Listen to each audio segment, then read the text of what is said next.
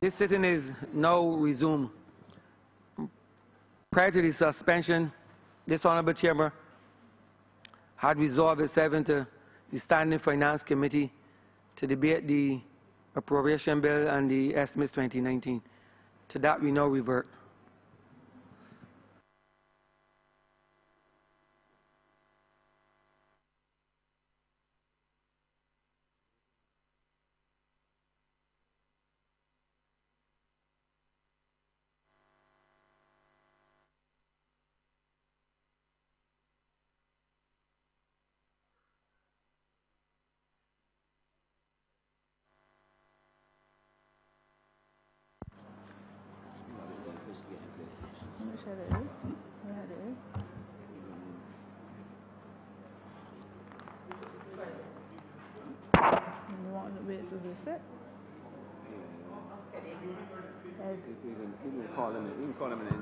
You said head.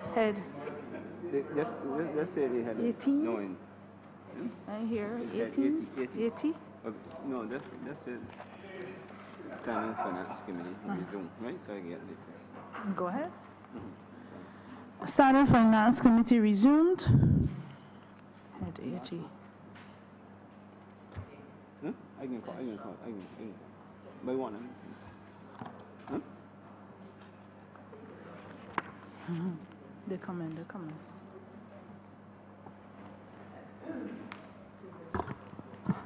Head 80, Ministry of Transport, Works and Maintenance.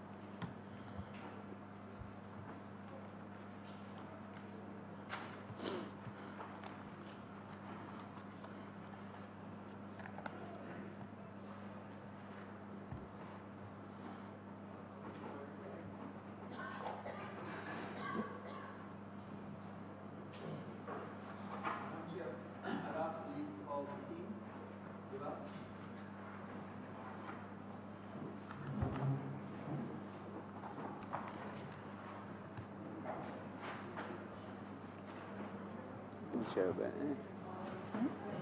So see.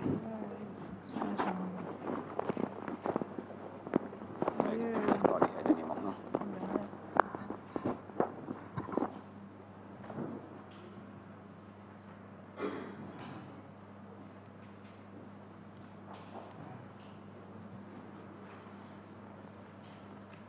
Head 80, Ministry of Transport, Works and Maintenance, in the amount of $88,332,219. Honourable Member for Christchurch West. Thank you very much, Madam Chair, and good afternoon to everyone. First, let me introduce to my left my Permanent Secretary, Mr. Mark Cummins, and to the Minister, member for St. Lucy's right, is Chief Technical Officer, Ms. Cheryl Bennett Innes.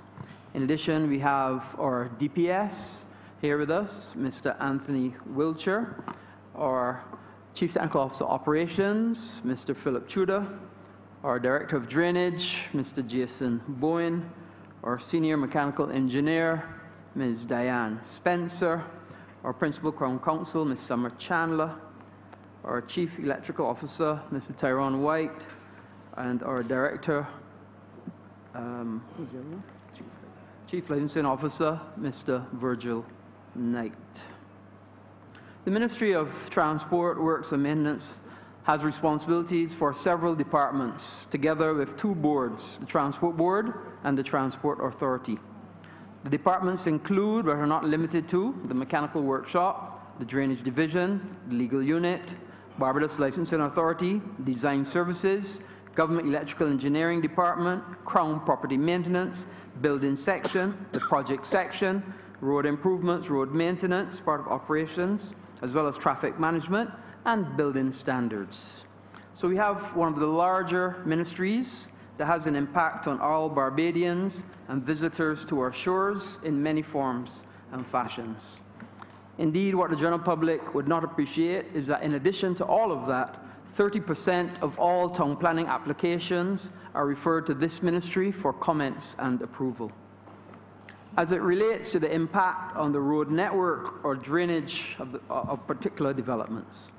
In addition, we have responsibility for 13 depots that service the entire island, and the work of the depots include weeding, debushing, pothole patching, slipper and curbs, erecting bus stops, traffic marking, painting pedestrian crossings, repairing damaged box drains, clearing footpaths, erecting traffic mirrors in dangerous bends and junctions, constructing retaining walls and shuttering manholes, formwork, guardrails, concrete slabs, wheelchair ramps, bridge post repairing, repairing culverts and manholes, and this work is continued on a daily basis by most of the depots.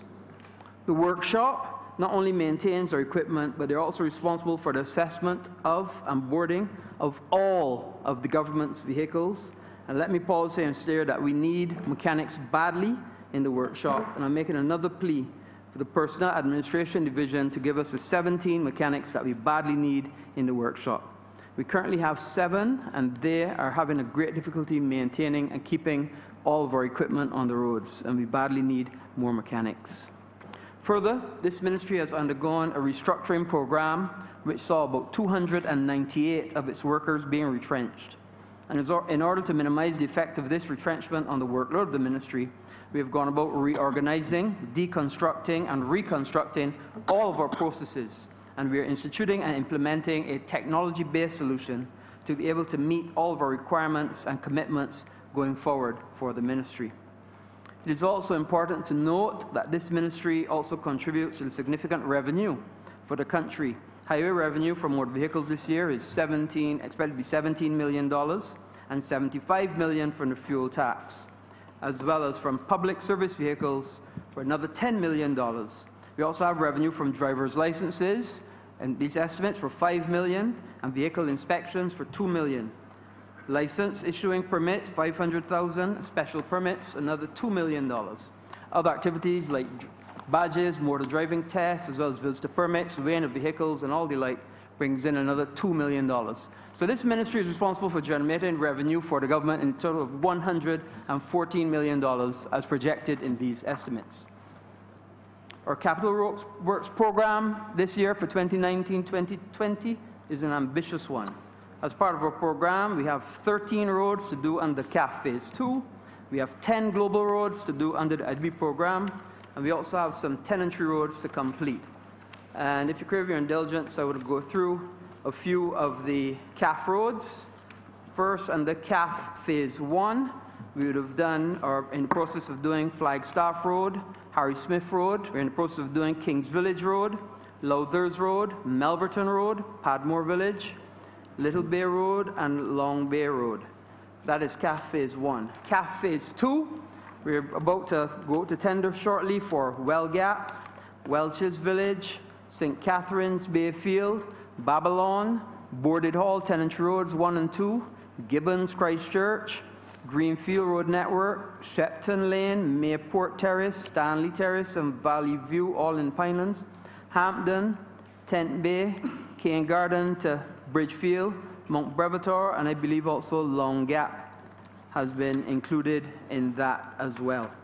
With respect to the IDB road program, you'll be aware that we have done 5 of the sample roads, and we are about to now start another 10. Those are also going out to tender shortly, and those 10 will be the global roads, and they will include the Bell Road from Lears Roundabout to ABC Highway, Highway 6 Searles, which is the Henry Ford Roundabout to Searles Roundabout, Lears Road, Canewood to Lower Estate Roundabout, Carmichael Road, which will be Boarded Hall Roundabout to Turnpike Junction, Long Bay Bel-Air Road, which is Highway 5 to Crane Roundabout, Highway 3 Hoffelsville, Clyde Walcott Roundabout to Lears Roundabout, Ermey-Bourne, Highway Phase 1, which will be Cattle Wash to Barclays Park, Ermey-Bourne Highway Phase 2 will be Barclays Park to Belle Plaine, Ermey-Bourne Highway Phase 3 eastbound will be Norman Niles to Clyde Walcott Roundabout. This is the eastbound lanes, and Highway 6 Searles to 6 Roads. So as you see, Madam Chair, we have a very, very aggressive road program that we're hoping to embark on over the next financial year. Unfortunately, the last administration left very little equipment for the ministry to carry out its mandate. So what we have been able to do is to first go to tender for $10 million worth of equipment, and we also had another $5 million in the ministry, and we started to procure equipment from that $5 million. And I could go through the list of equipment if you want, or as if we get any other questions, we're happy to go through the list of equipment, but we're certainly looking to procure that equipment, because obviously we cannot fulfill our mandate without having three things: the equipment, the material, and the labor. And once we can get those three things in place, then we'll be able to fulfill our mandate to maintain the road infrastructure of this country. We've also put in our estimates the opportunity to better equip the licensing authority. So we've put in for 3 new hoists. The hoists that we have at licensing authority currently, I've asked for estimates of their age. Some people say they're 40 years old, 50 years old. So they've been there a long time, and we've been continuing to repair and replace parts and replace various areas of the gaskets and so on to keep the hoist working. But we're looking forward to getting 3 new hoists so that we can first lift the vehicles that we need to be able to lift. Right now, the hoist can't lift the heavier vehicles. We have to send those to another entity. So we're looking forward to, once we get those estimates passed, to be able to get those hoists in position. The drainage unit, you know, the last year we had a passing of Storm Kirk, and we saw significant flooding both in the Bridgetown area as well as in the Bayland area. After assessment, we've made a decision to buy some new pumps as well as to repair the old pumps that we do have. And in these estimates, we have in position for new pumps for Princess Alice, as well as pumps for the Bayland area. And in addition, we're buying additional pumps as a rapid response team, so that if we do get flooding in any area, we'll be able to use those pumps effectively and efficiently. Honourable Member, you have 2 minutes.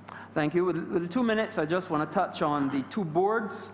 The first one, Transport Authority, and I must commend the people and the members of the Transport Authority, the board there, and the members who've been working hard first to operationalize the Constitution River Terminal, and I thank them for that, as well as trying to get a grip on the permits and applications for permits and disciplinary measures that they've taken with respect to the Transport Authority. With respect to the Transport Board, this is our biggest problem in the ministry. We have been left with buses that are many, many years old. The Transport Board, the previous administration, was not paying NAS or PAYE for its employees for years. In fact, it was up to, I think, $14 million or something in that vicinity that the arrears were. So the Transport Authority is a big problem for us, and we're working constantly to try to grapple with the problems that we're being experienced at the Transport Board. What we also found was that the Transport Board and UCAL in particular, which was a company set up to be able to do all the repairs and maintenance for the Transport Board, they were starved of work, to the point that, in the words of the chairman of UCAL in a meeting, he made it clear to me, and I asked him if I could use his words, and he said yes. He said the UCAL was not prepared to pass their hand, and that is why they were starved of those resources and the work to be done. So we have a lot of work to do. We have a lot of work we have to look at the fares that are being charged. We have not decided yet, but we have to make a decision what the bus fare will go to.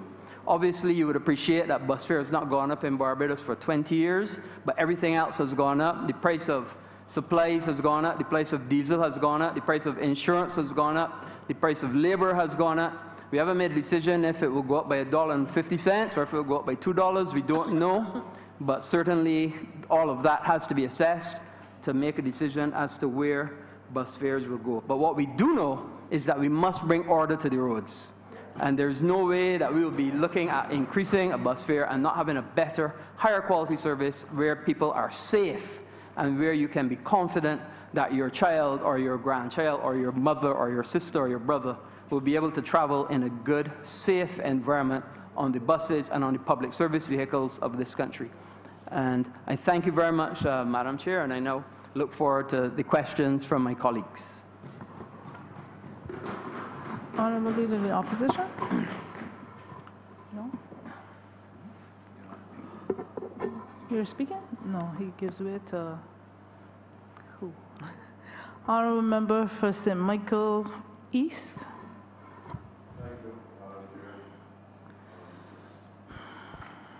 Minister, I appreciate what I consider to be a verbal synopsis of the entirety of what the ministry do and the intended direction that you will go in the future. I know you made mention of UCAL. And no need for me to repeat the perspective that you advance. What I'm concerned about now is, can you tell us if the ministry and the transport board is allowing UCAL to have their fair share within the market, especially as the shop which is responsible for mechanics and so on.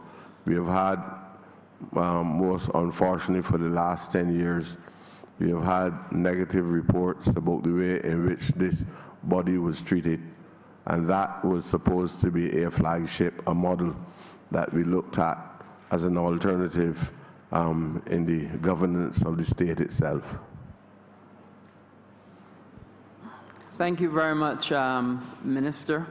You know, I've had 2 meetings with the UCAL delegations now. And I guess first I have to declare that my mother-in-law and my brother-in-law worked at UCAL. So I feel that UCAL is like family to me. And I often tell them that they're like family to me, and I treat them like family. And because of that, not only is the Transport Board directing much more work to UCAL, in fact, as much as they can carry, but we're in the process now of, in fact, leasing another part of the Transport Board to UCAL, which is the Mangrove location, so that they can do even more work for the Transport Board. And further, I don't want to preempt Cabinet, but except to say that I would have given a report to the Social Partnership about the rationalization of all of government's workshops.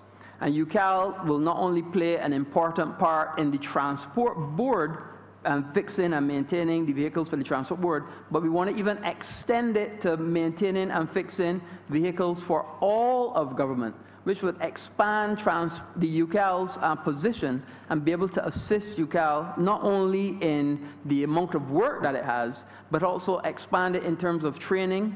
We've also discussed with people who are interested in bringing electric buses that they will have to train the UCAL members to be able to maintain and fix electric buses. So UCAL members will be getting opportunities on many other vehicles, and also an opportunity to learn and be trained on the new vehicles as well as we go forward. So the way the ministry sees it, and the way I'm sure the Prime Minister sees it, is that UCAL will be playing a very integral role to this country as we go forward into the new years. Honourable Member for St. George South. Thank you, Madam Chair. And indeed, I want to echo the sentiment that would have been shared in this Lord Chamber since we started this morning. And I want to congratulate the public servants for coming here this afternoon to indeed present the Ministry of Public Works plan for the year. And this speaks to the level of cooperation that we need in an effort to move this country forward. And indeed, we take this as an honor by these well-established and esteemed men and women to give of their service in their Lord Chamber, and I thank you. But Madam Chair, I will pick up from where my colleague from St. Michael East left off, because the the genesis of UCAL speaks to Honorable Member, just to remind you, it's the Ministry of Transport, Works and Maintenance. Thank you, Madam Chair. You're welcome.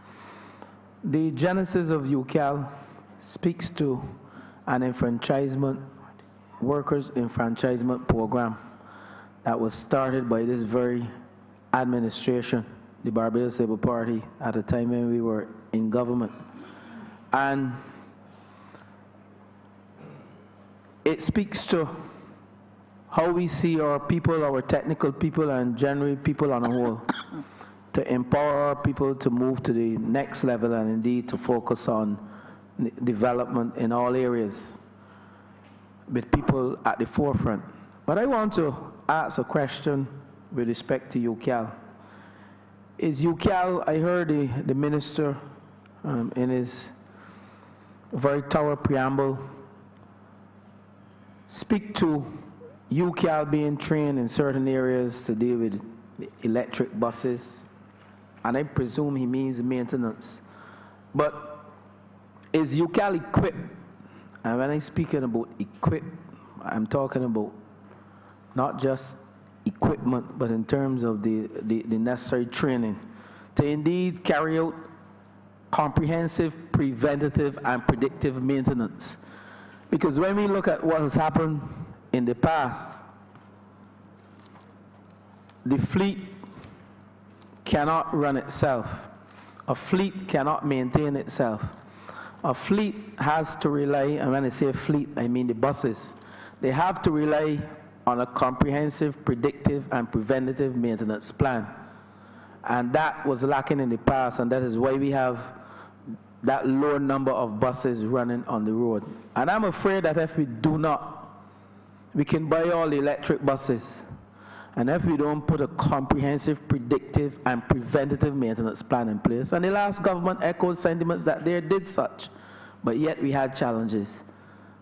So that is my question to you, Minister, and I know you have the Chairman of Transport Board here, and I would like you to tell the Chamber if UCAL is indeed equipped to handle predictive and preventative maintenance. And if not, what plans you have to address predictive and preventative maintenance so as to maintain a high level of fleet availability. Thank you very much, Minister. Clearly, the mechanics and the service providers at UCAL will have to be trained once electric buses are available and running on our roads. And a comprehensive training program would be put in place so that the manufacturers will come down and not only offer the service on the ground, but also that training, which is absolutely necessary. And you're 100% correct that they have to be maintained, because a bus is not like a car. A bus does hundreds and hundreds of miles, working 8, 12, 16 hours a day. So obviously, they would have to be trained to be able to keep those buses running on the roads. Bear in mind, however, that by not having a combustion engine in it, electric bus, we are told, by having less moving parts, the maintenance is a little bit less. But what happens on the other side is they're much more technologically advanced. So they might have a lot more computers in them and a greater need for technical support. But I also want to give over to my PS first, who also will be able to address the concept of the training for the electric buses. Mr. Cummins. Thank you, Minister. Good afternoon, Chairman of Committees and all honorable members. As the Minister pointed out, we recognize that as we move towards electrification, we will have to put a comprehensive training program in place. And this is a part of the tender document, which we expect will be evaluated sometime within the next week, certainly within the next 2 weeks.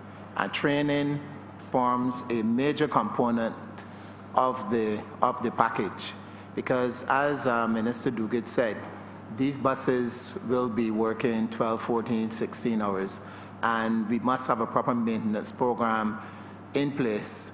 And also, given what we currently have, when we get the electric buses, certainly in the first year, those electric buses in themselves will not be of a sufficient number to augment the fleet of the transport board, whereby our current diesel buses we'll be able to put them aside.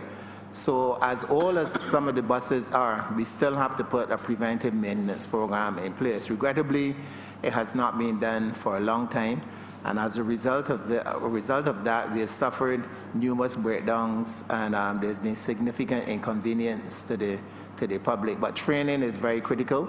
Within the last 3 weeks, we at the ministry, we have met with the Barbados vocational board, looking at mechanics and also training, and even us ourselves, as we move to procure new equipment, we must have a significant focus on autotronics, because that is the way the world has gone today, and it is our duty, and we will certainly ensure that we are well equipped to not only service the electric buses, but we will be well equipped to service the new equipment that the ministry will be procuring very shortly. Honourable Member for St. James Central. A couple of questions. The first one, I suspect I know the answer to, but I believe the minister deserves an opportunity to speak to the country about it.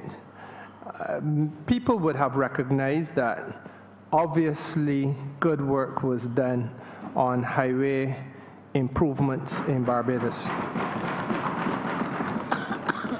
But the question, obviously, I'm sure the minister has heard, lingering on the lips of persons, would be, what is the rationale behind starting on major highways when there is a considerable demand in a number of places around Barbados where the population of or the community is heavily populated. Obviously, you will forgive me if I draw, for example, the reference to Riss Road in Fitz Village, as opposed to the highway that would have been done before. But the answer, I think, the rationale in the mind of the ministry and its officials is what I think the country needs to hear.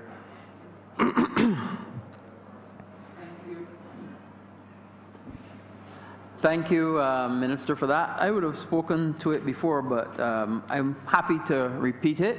And Minister Phillips will also speak to it, I believe, as well as relates to the roads. This program that we started was the 5 sample roads that was done under the IDB program, which was in fact a program that had been negotiated prior to this administration coming to office. And I too asked the question, why were we doing these roads, which appear to the average person as reasonable, whereas there are other roads that seem to need more attention. And our project personnel gave me the rationale, and quite widely I understand it fully. They assessed 65 roads. The American Development Bank assessed first 65 roads, and they assessed them based on certain criteria.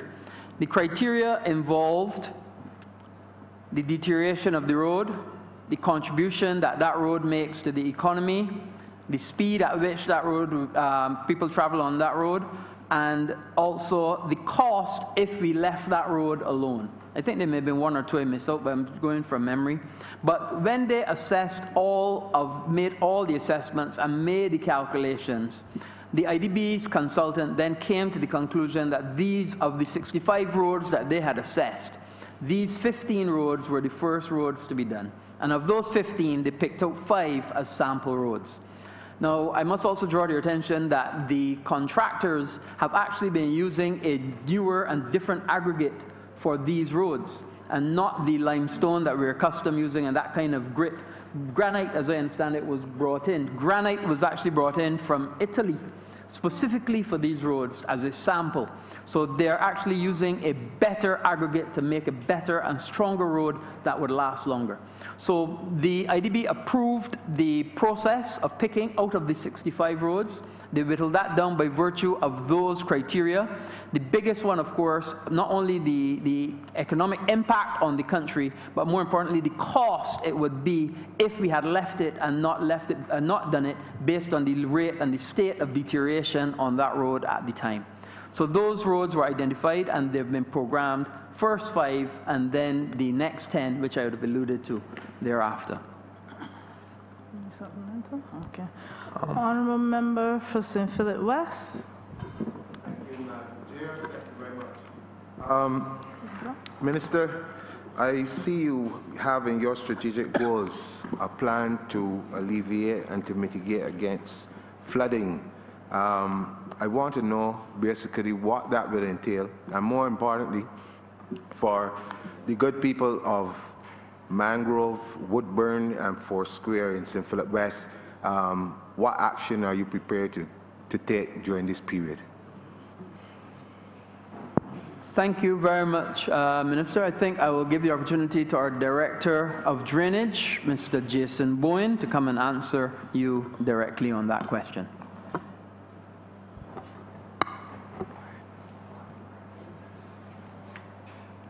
In terms of wider drainage plan, we are going to be carrying out significantly more inspections of our stormwater wells. We are aware of, especially in the Woodburn area, especially last year, there was significant flooding in that area. There were other areas like Enterprise, Bayland, and so forth. There was significant flooding. We are planning to intensify some more well maintenance in the area, especially Woodburn. There are a significant number of wells in that area which are in need of repair as well as cleaning, and those we have scheduled for maintenance to occur. I just wanted to add to that. Part of the problem as well is how we dispose of garbage, plastics and paper and those kinds of things, and how we dispose of these kinds of garbage pieces. They go and they get into the wells and they clog the wells and they clog the drains, and they cause a significant problem for us. And it's one of the reasons why we're banning those type of single-use plastics. And I think what we have to also get involved with and launch is an education program for the people of Barbados to recognize that when they throw the snow cone cup out, or when they throw whatever it may be, the plastic bags or whatever, that's not the end of it. That plastic bag will go and block up the drain near your house, and you may be contributing to the flooding of your own house by the way that you dispose of your garbage. And I think that we as a people have to raise our level of understanding that how we dispose of things must go to that higher level. We must get into recycling. We must realize that everything that we do can have an impact on us, and also take care of your surroundings as well. If you see the well near your area is getting clogged with garbage, you take it upon yourself and clear that area, because it may have an impact on you if you get storm water coming and your house may be the one flooding. And this is what we used to do as a people. And I don't know what has happened, and I think we need to get back to that community spirit, get back to helping your neighbor, maintaining your surroundings, and maintaining your environment, because it may not only have an impact on you, but also your neighbors. Thank you. Honorable Member for St. John. What's up? I'm asking questions that are coming from constituents in St. John. I have 2 questions, Madam Chair. First, we have been suffering for I don't know how many years as a result of the poor road network. And repeatedly, residents of St. John, we have been calling the depot only to be told that there's a problem with hot mix. Now, we're told that there's a need to have LPOs to have the hot mix to fix these roads. And I have problems in Sherburne, I have problems in Henley, I have problems at Wakefield. I could go on and on. So my first question is, what is really the process in order for the supervisor manager at the Bath depot to get hot mix to fix these roads? As it relates to the roads, I am seeing in your document as well, Haynes Hill being identified as a road to be fixed. Now, Haynes Hill has been in this state for approximately 8 years. So my question is, when are we going to have some resolutions to these particular issues with the road? Madam Chair, I have one follow-up question. Do you have a WhatsApp from St. Philip North? Yes, I saw those questions too, Madam Chair. Carry on. I saw it. So ditto St. Philip North. What I will do at this stage, Minister, is I will ask the Minister in the Ministry, who happens to be your neighbour here in Parliament, the Honourable Member for St. Lucie, to address the matter of your roads. Yes, Honourable Member for St. John.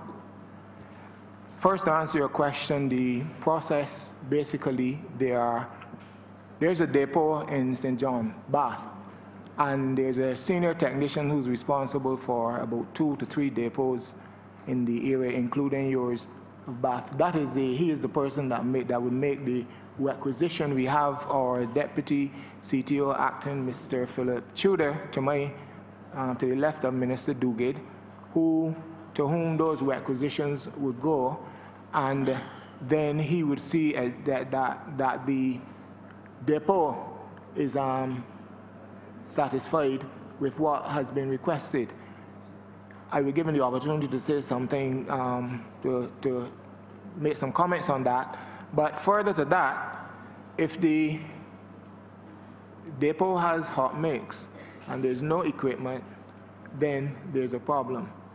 And the problem in the ministry that we inherited and we are attempting to fix, you would have heard Minister Duguid speak about the equipment, and I would want to, as a government, as a new government, as a matter of fact, the Honourable Prime Minister gave us $10 million up front. Perhaps this was the first time that something like this would have happened.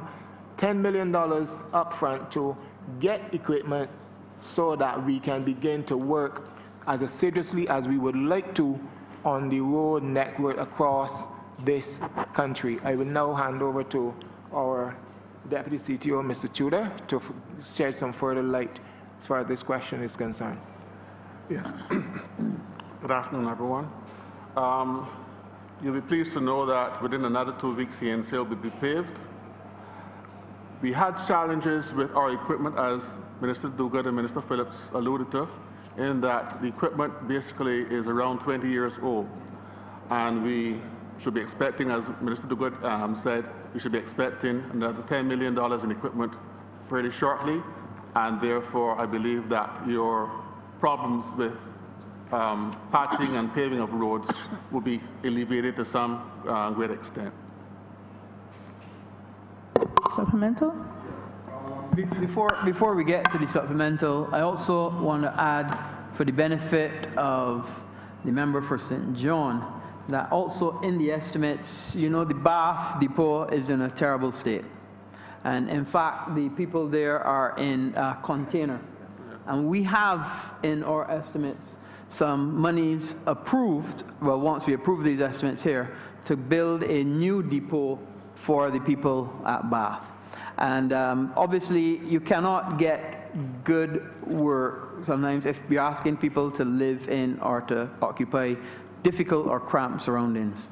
And I think once we can get that depot done, we would then be expecting excellent work then from the members of the depot at Bath as well. So you can go back and tell them that once these estimates are passed, the Bath depot will be getting a new spanking facility. A follow-up question, twin problems in St. John and also St. Philip North. Thank you. The bus system. Now, the constituents of St. John, they are aware of the problems that we're having with the buses. The issue is that all of the routes in St. John are concerned that you have a situation where they're in the stalls, for want of a better description, and you're seeing other routes moving buses 2 and 3 times before they get a single bus. Now, my question to you is if the ministers are satisfied with the management of what is going on within the different terminals, because it can't be a case where you have someone in there and they're sending a bus with 6 or so passengers 3 times before a bus with a line with, 40, 50 people. And this is the case, like I said, for every single route in St. John, to the extent where constituents are believing now that they're being victimized again. So my question to you, are you satisfied with the management at the particular locale where these buses are coming out? Thank you, Minister. First, let me say, maybe you started the concept with WhatsApp, so I guess I will follow on from the WhatsApp and say that I get lots of WhatsApp messages because I have made the decision to make my telephone number public, and I guess that is the burden I have to carry for doing that. But my WhatsApp lights up when there's a problem with buses, and I get more messages about buses and the availability of buses and the need for buses to get to schools or to get to St. Joseph or St. John than any other thing. Oh, definitely St. Thomas, the Sturgis Road especially, or any other thing. And the bus service is a real problem for us. There's no question. We should have 170, I believe, buses. Some days we're down to 57. We had 100 when we first started the school term, but the Kirk situation caused a lot of buses, 40 buses, I believe, to be knocked out, and we're slowly getting back to the number of buses. So bus availability is a big problem. Route rationalization is another aspect that we have to do. I didn't get to mention it in the preamble, but we're in the process of going through what's called the TAP program, which is the Transport Augmentation Program, which will give us an opportunity to see private PSVs come and help us augment the service that the Transport Board gives, and we look forward to having that program going. But I have to my left here the chairman of the Transport Board, and I'll ask him also to elaborate on your issue as it relates to your bus availability, particularly in the parish of St. John. Thank you, Minister. Mr. Gregory Nichols, I apologize. Good afternoon, Madam Chair, Minister. The question of bus availability is the biggest challenge we have at Transport Board right now. And having come on since June last year, we have recognized that it is a multifaceted problem. A number of the buses that we have are stretched from 22 years to 16 years old. And the real lifespan of a bus that works the long hours, Minister mentioned 16, but in some cases in excess of 20 hours every day over such a long period of time. We have a lot of breakdowns because we have not renewed the fleet by bringing in new buses into the fleet since 2006. So that one of the large challenges that we face is that the buses are very old and they have been serviced for many years without being replaced as they ought to have been replaced. I heard one of your other ministerial colleagues speak about preventive maintenance. That is not something that existed when we came on as a board, and it is really very difficult to really plan how you are going to service the routes. We need about 178 buses to service the current route network and scheduling. So we've had to reduce that over the course of the years. As Minister indicated, we plan to increase our service offerings by integrating the public sector vehicles on certain routes as a trial basis. And we've also sent out for tender, which we have received 2 bids for the supply of electric buses. It's going to take a while before we get back to optimal number, but our ability to service all of the buses is constrained by the revenue that we earn. Because when we are down into the 50s, it means that your budgeted targets of in excess of 100 buses is almost cut by 1/2. So we find that we are constrained by not having sufficient revenue. One of the other challenges we find is that the availability of some parts.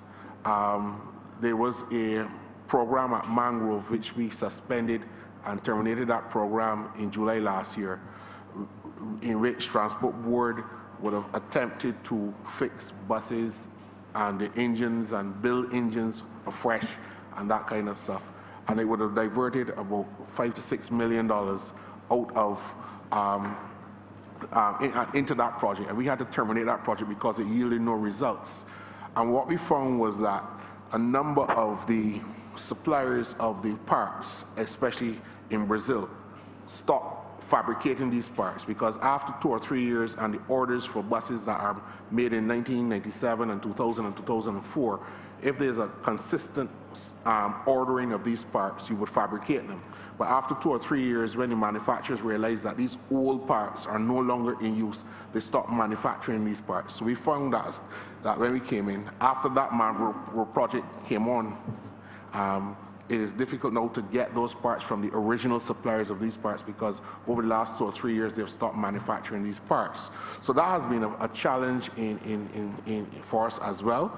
And as it relates to the routes, we've had situations, unhappily, Minister, where the times for picking up school children have gone beyond reasonable time. Some instances after 6 o'clock, especially in schools. The Lodge School, for example, Grantley Adams suffers, Alien schools to a certain extent, and it is really, really unreasonable to expect a parent to be worrying about their children when it gets dark and a bus has not arrived at the school. We have asked management to be more creative in the way in which the scheduling of drivers has been set out, and we have insisted that the schools must come first. Quite a number of primary schools are now serviced by Transport Board on evenings as well. So the scheduling out of the terminals at around the 2:30 to 3 o'clock period has changed, and to meet that demand, and then they go and loop and come back down to Bridgetown. So that is why you get the long periods of waiting in the terminals after the 4 o'clock period going up. But it's a challenge, and we are trying to do our very, very best. The plan is to acquire... Sir, you have 1 minute left. Thank you, Madam Chair. The plan is to acquire 120 electric buses.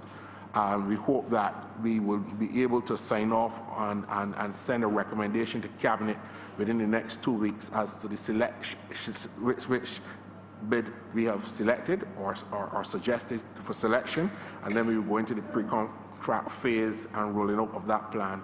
And we hope that we will be able to try to alleviate that problem towards the end of this year. But we have to do better. We also are looking at pulling out some of the existing diesel engines in a conversion project, but that is our pilot phase now with Endless Electric and Williams Industries. But that project now has to be tested to see how we can adapt to it, because that is a much cheaper option than buying a brand new electric bus. Last question. All right, I understand the situation, but my question was related directly to scheduling. In terms of the supervisor at the location coming and looking at the gates to see, I mean, is it a case where drivers are averse to going in particular routes?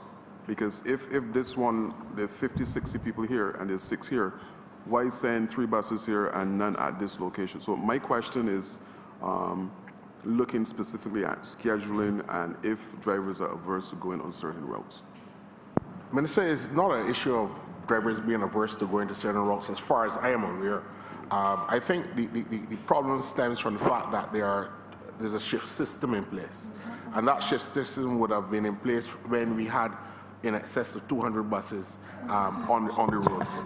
And the change of shift really creates a challenge for management. Now we are down on our bus numbers. We have asked as a board for management to be more creative and share some of the burden around, because it is very difficult to understand why a particular route or routes face the same challenge every day, whereas other routes are serviced for buses. So when the numbers are down, it is expected reasonably that every route would get a touch of delay on some days. So that is one of the challenges that we've asked management to address, and I've asked the acting general manager to directly to work with the operations team to ensure that there's a much wider distribution in terms of how we are able to accommodate those routes which suffer long delays. Honorable member for St. James South.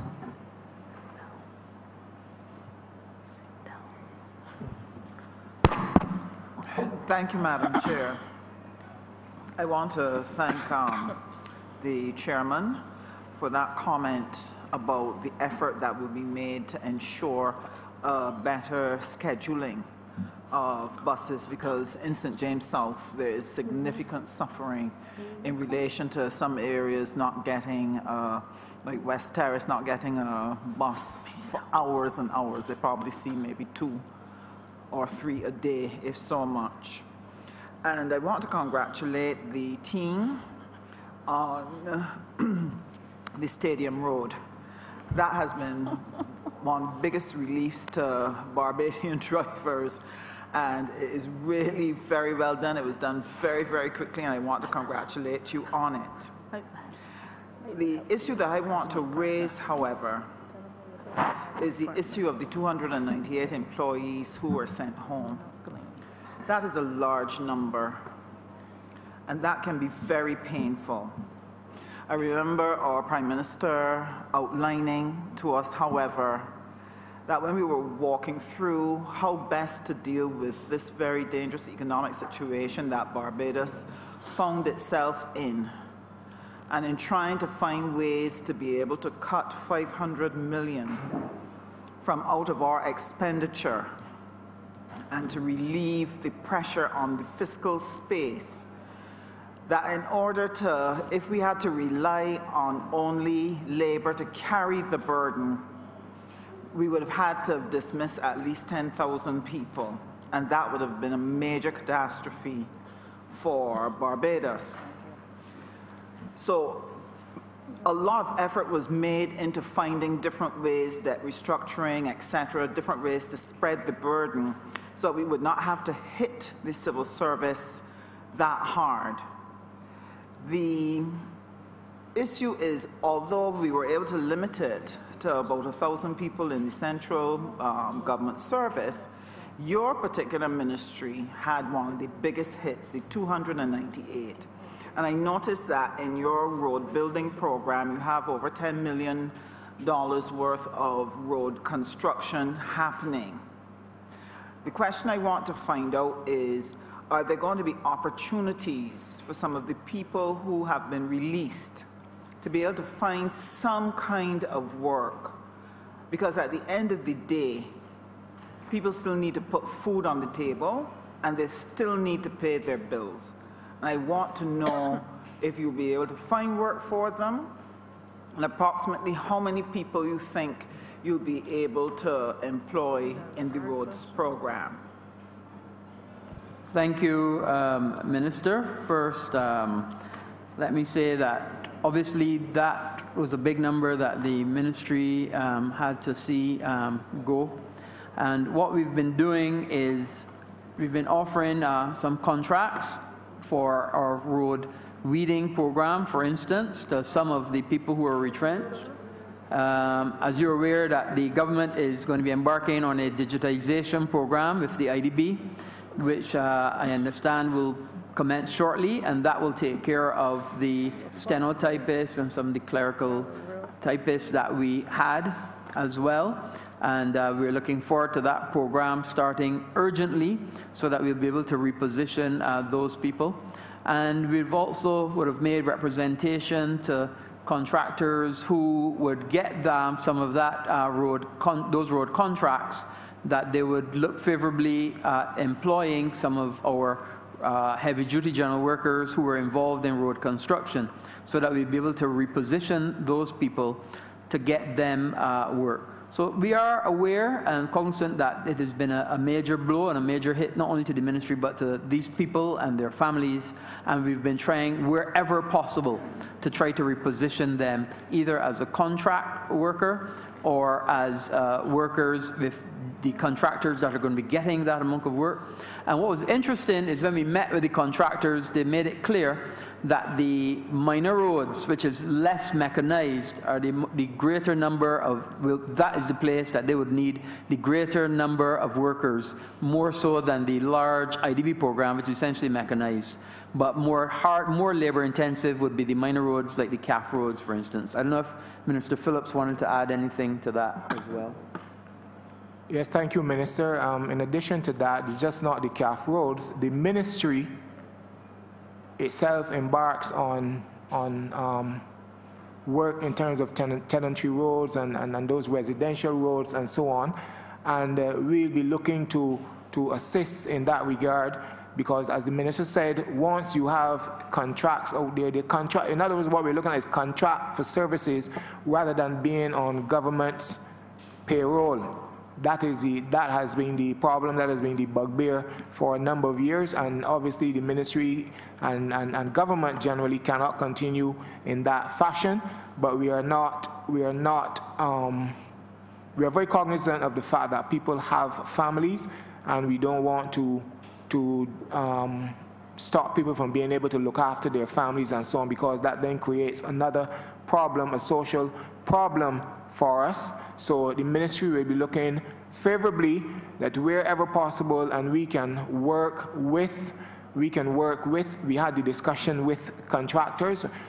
Once that contracts are given, we've asked them to look favorably on those workers who would be competent, because they would have been trained and working actually especially in the area of road construction and so on. Because we, as a ministry, will be more focusing now on road maintenance. So we have to depend on those many contractors out there.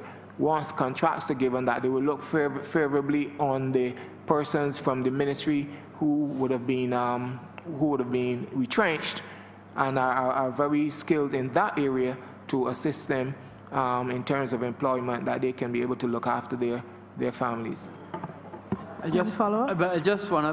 I don't think my time is expired. I just want to go. Please, no, I'll remember that. I don't think your time is additive.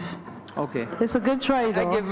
But I give you that answer. Go ahead. Thank you, Madam Chair. I just wanted to add to that as well, that I understand that the port is going to be doing some construction as well, and we're hoping to be able to position some of our workers there as well. Thank you. Supplementary? I'm very, very glad to hear that, because that will bring some relief to people who are really feeling the strain of the adjustment. I want to raise a question, and I'm hoping you'll be able to give me a very clear answer. In St. James South, we have been making an effort to start and do some cleanup around our communities. One of the things I recognize is that... I remember, I'll allow it this time, but this is not supplementary to your previous question. But go on. Oh, just well, note. I can wait and come again. That's fine. Sure. Honourable member for St. George North.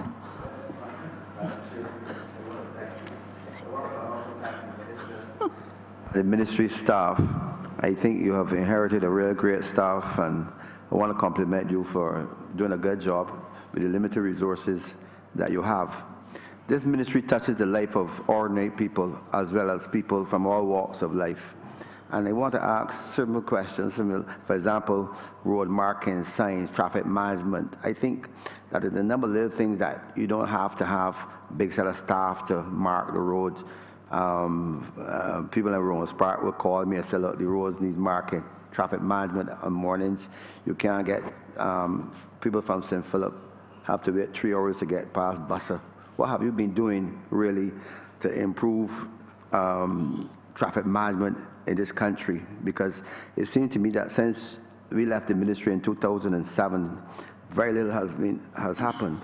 I also want to ask the question in terms of, well, persons have asked about the buses already, and I don't want to dwell on that, but it's a known fact that many people stay at a bus pole for 3 and 4 hours. Last weekend, I had to drop a young lady from St. George to St. Philip with 2 children. And it's really serious. You have this, and people can't get buses to Flat Rock. You have a transport authority that seems to be not working.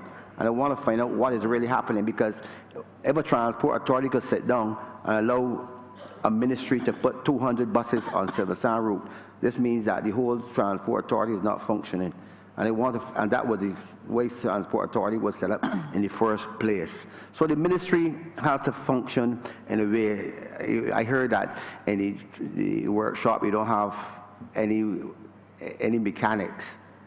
And, you know, I guess Mr. Tudor will tell me that he can't patch the roads in St. George because they have no trucks in the whole zone for a whole 3 months. And this is really unfortunate because, as I say, it touches the life of everybody. You have drainage. So what is the ministry really doing, really, at this time? We have no trucks, no patch of material, you have no men, you have no workers. What are you really doing at this point in time? First, let me acknowledge that the member for St. George North was a former Minister of Transport and Works. So therefore, he would understand the inner workings of that ministry better. Well, the only other person better would be the member for St. Andrew, who was also a former minister. And I also would have to say that I know that the Honourable Member for St. George North would not be, being such a good Member of Parliament, he would never be averse to giving a young lady at a bus stop a lift to wherever she was going. So let me first make that very clear to all and sundry here. The ministry has, as I said in my preamble, has embarked on a major program of getting equipment, getting supplies, and repositioning our labor. And I'm very proud of the way that the ministry is working, and we are getting a lot done with limited resources, and I'm 100% sure that we'll get even more done when we get better resources. With respect to the road marking and so on, I'm going to hand over to our Chief Technical Officer, Ms. Cheryl Bennett-Innes, but just to say that we've already negotiated with the union to start road painting at night, because we recognize that road painting during the day, it can give problems to traffic. And the Prime Minister mandated that we had that done, and the PS worked assiduously with the unions, and we've already started our road painting at night. We think we're about to do or nearly done the Bussa area, but we are working to get the road painting done predominantly at night. And the PS is telling me that we were working on Highway 1 last week, doing road painting at night. But I want to hand over to our Chief Technical Officer, who can better answer the former Minister of Transport and Works. Thank you, Minister Chair. To answer the question with respect to traffic management, there are quite a wide range of options that we have for traffic management. They range from this most simple, that you can make one-way streets or no entry streets, restrict right turns, that sort of thing, right up to doing a complete recirculation, traffic circulation in an area. One that we are currently working on that has been placed back on our plate, it's been there before, is the pedestrianization concept of Broad Street. That will require, we've already started to work on that, and a proposal will be coming forward, I believe, through the Minister for the Cabinet to make a determination on shortly.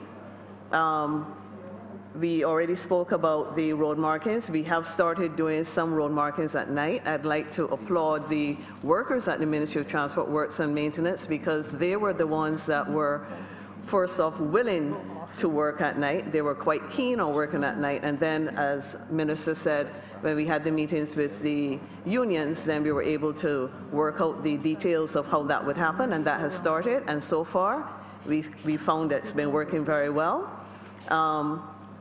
It makes it a lot easier for them. It's cooler for them at night to work at night, and it's a lot less traffic on the road. There are other traffic management options that you can put in. I mentioned the lower end, but the higher end could be actually restricting the number of vehicles that we allow into the country in the first place.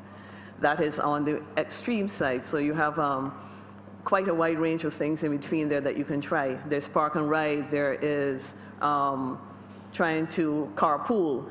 The ministry, for instance, the staff, we all came down in vehicle together, so we're stuck here until the end. But so there are lots of things that if you're creative, changing your hours of work, for instance, everyone does not have to get to work at 8 o'clock. We can work with the Ministry of Education. I think the St. Michael's School is one school that has changed their times. They did it when they were doing, I believe, renovations at the school. Worked so well that they've kept it. So there are lots of things that the ministry does not have to be the ones to necessarily bring it in, but you yourself can consider varying your times of work if that's allowable with your bosses, and just being at work at a common time where everybody has to be there, that sort of thing. So there's a wide range that we're looking at and that we're thinking of implementing. Park and ride is always on the table. Unfortunately, with park and ride, we have to have the units to be able to move the people. And as you heard from the Transport Board, we are down on those units, but we can also consider looking at the private sector. Ross Universities, for instance, has been using a shared service. They bus their students in and out of their university location at the Lloyd Erskine Sanford Center. So there's a wide range of things that we're looking at, and we don't give up. We will incrementally implement them, see how they work. If they don't work, then we will change them and continue going from there. It's a process that never ends because traffic changes every day. The situation on the road changes every day, so we have to continually monitor it and try different things, see what works, keep it, and if it doesn't work, then modify it or change it to something else. I would love to ask you about the flyovers, but my job does not permit me. Honourable member for St. Michael South Central. I have a supplementary. Sorry, supplementary. Yes. And please don't put 3 questions in one like the last time. I want to find out about the signage because I think signage is supposed to be a simple thing. And there's still a number of areas that have no signage at all. I know that you have new creative ways of improving signage across Barbados. And this has been one of the problems that we have inherited, and I know it's something that you have been adamant about, but we definitely need to see improved signage across Barbados. Many tourists come here and sometimes don't know where to go. And even though you have the GPS now, many people do not know where certain places are. So I think the ministry needs to look at some simple things to look at this whole question of signage. My question on Transport Authority was not answered, and that referred to what was done in the last administration, where the Transport Authority allowed too many buses on one route. And I want to find out if the ministry is still allowing this entity to just do as it likes. Who would be the person to ensure to put 200 buses on one route? Thank you very much, member for St. George North. I think the problem why your question was answered is because you put 3 in one as opposed to 1 at a time, which would have given us a better chance to answer them, and it would have given us 5 minutes per question rather than 5 minutes for 3 questions. So, but what I've done is I've brought forward the director of the chairman actually is going to come and answer your question, Mr. Ian Eswick, the chairman of the Transport Authority. Bear in mind, he's only been the chairman since the new government has been in place.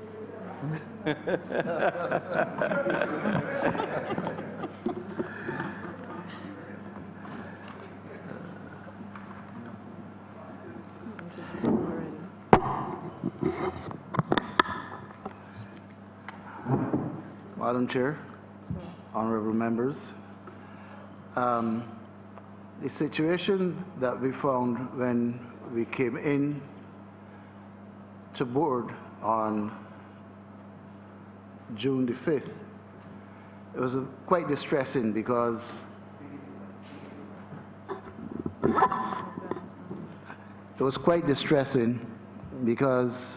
we had seen a number of instances where caps that were set by cabinet had been carelessly exceeded. It has caused us some problems in that, in addition to the excesses, there remained a number of approval letters which would constitute further permits if they were activated. What we have done is to try to get a handle on the exposure of the permits themselves.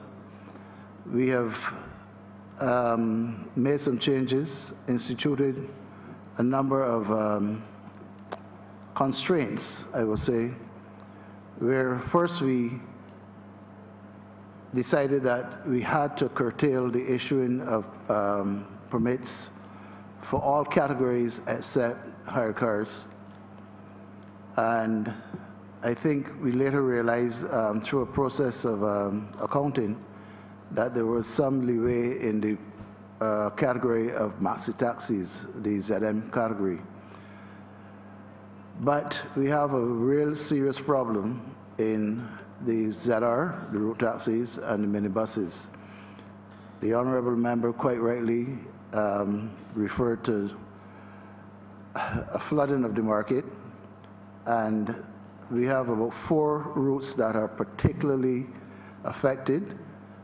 One is Silver Sands, the other is Silver Hill, and then we've got Ferry Valley. I don't quite remember the 4th one now, but what we have been trying to do, Bashal.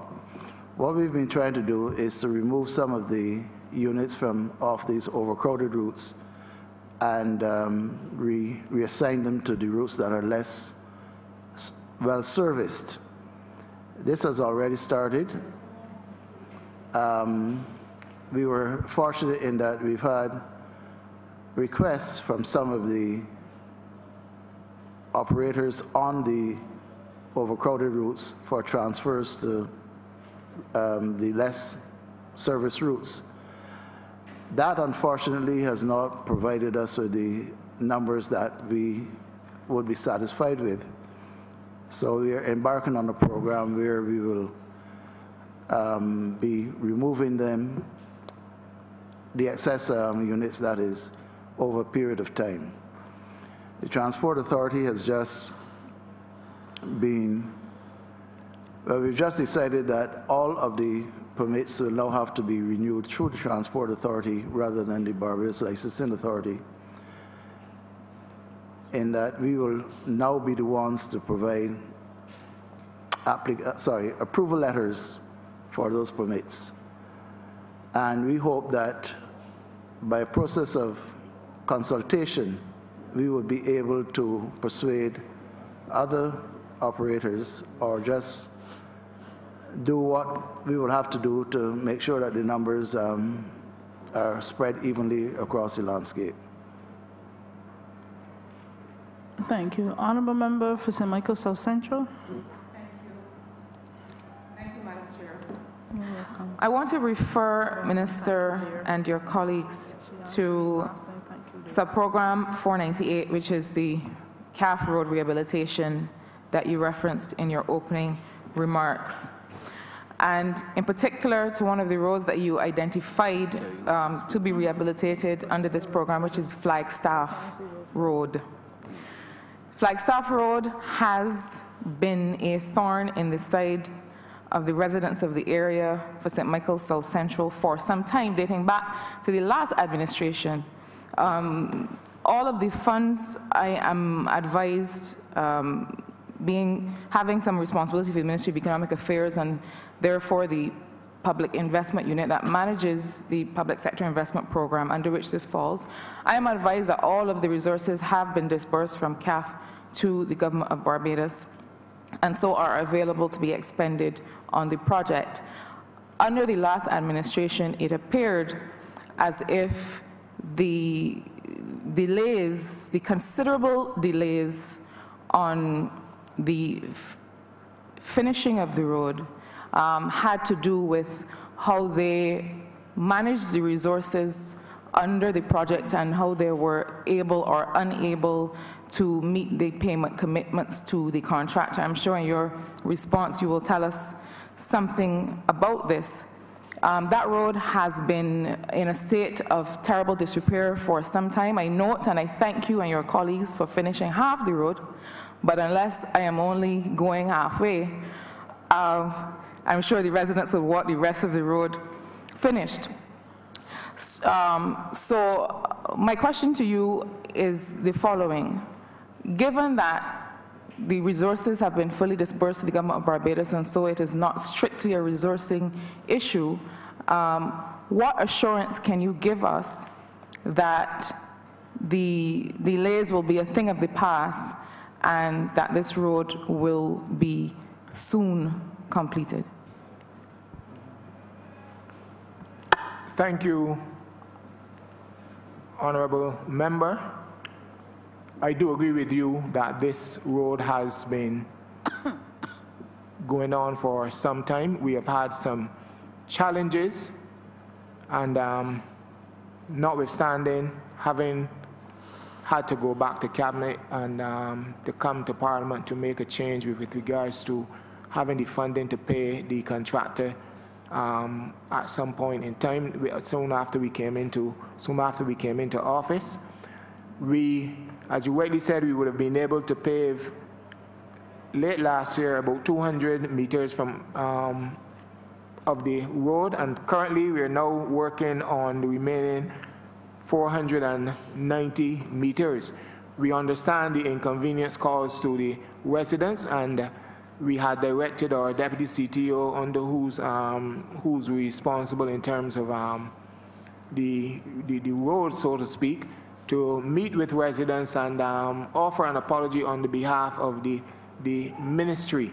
So we will be following closely, myself and Minister Duguid. We have been, this is a matter that has been raised quite often at our management meetings with regards to having that road completed as quickly as possible. And of course, there are other roads that might have been started and persons have been affected, and we are looking to minimize or eliminate, as a matter of fact, any inconvenience that has been caused or is being caused to residents in the respective areas. And I wouldn't want to give a definitive date as such as saying to you the end of this month or so, but very, very soon. And we will be following through on this to ensure that the road at Flagstaff in particular, which concerns you as the Member of Parliament for that area, and rightly so, that is completed quite quickly.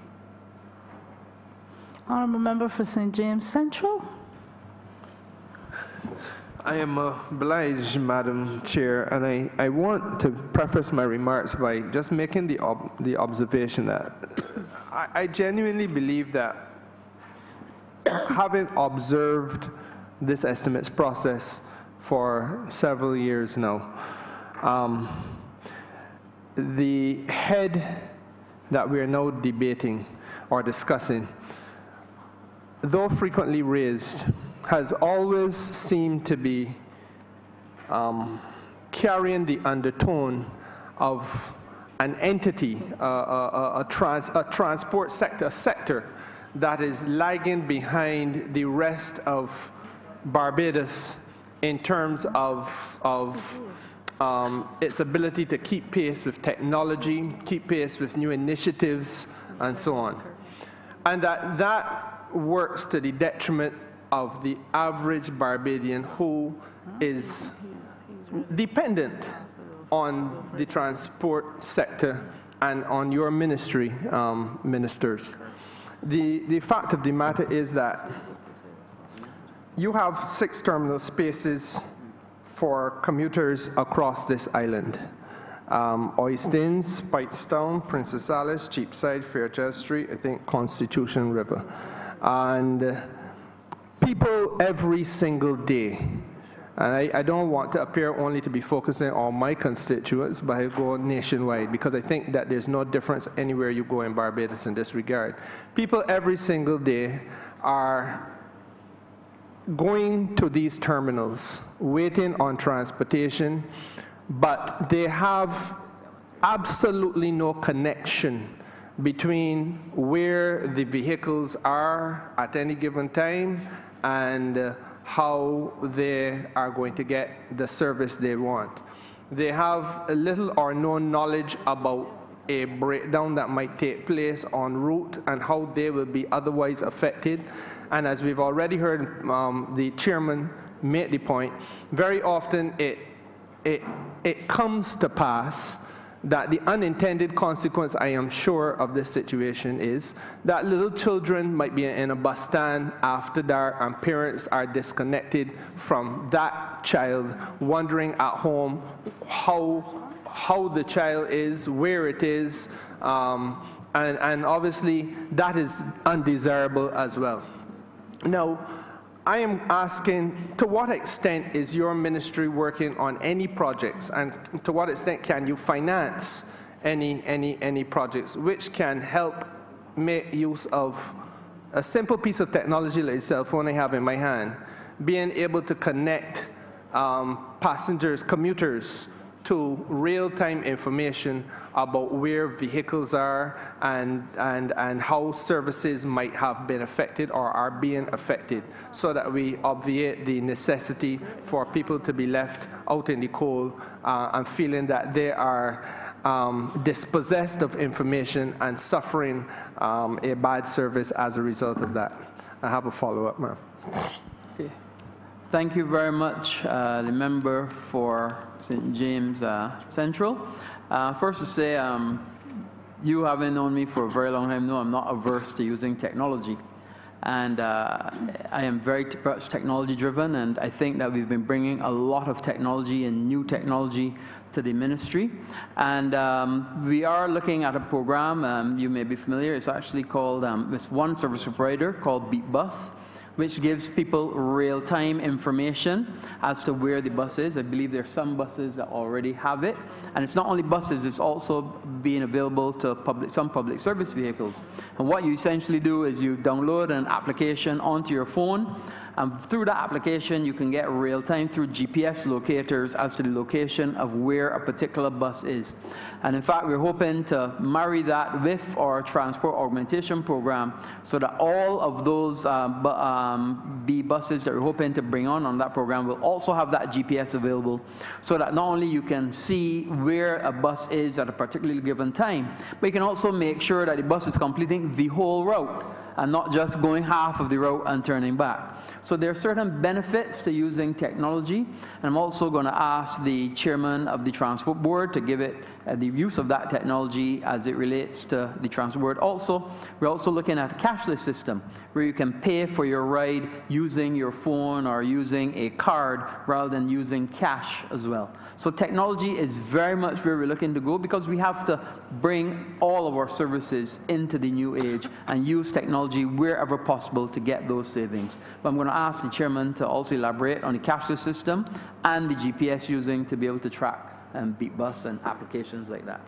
Thank you, Minister Duguid. The Transport Board right now is in the process of negotiating with a number of service providers so we can make a selection in relation to the cashless system and our fleet management systems to be integrated into our buses. In about September, October last year, we did a request for proposals, and we received a number of very well-constructed proposals. When Minister speaks about the cashless system and the infusion of technology into what we do see this as a very important area to increase revenue, because you will recognize, Minister, that the estimated or the allocated amount of the subvention has been reduced in these estimates, so that revenue generation from the use of technology, for example, when we are thinking about bringing Wi-Fi technology onto our Transport Board buses.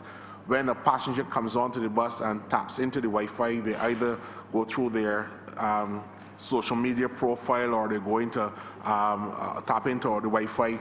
We can collect a database, and that database is now available for about 30,000 commuters per month. And we can use that database to attract advertising revenue, because once you go on to that portal, you'll be required now to listen to an ad or to have streaming advertising. And so this kind of technology also gives us the ability to raise revenue. We're also looking at the way in which we display information about the buses and the services in terminals.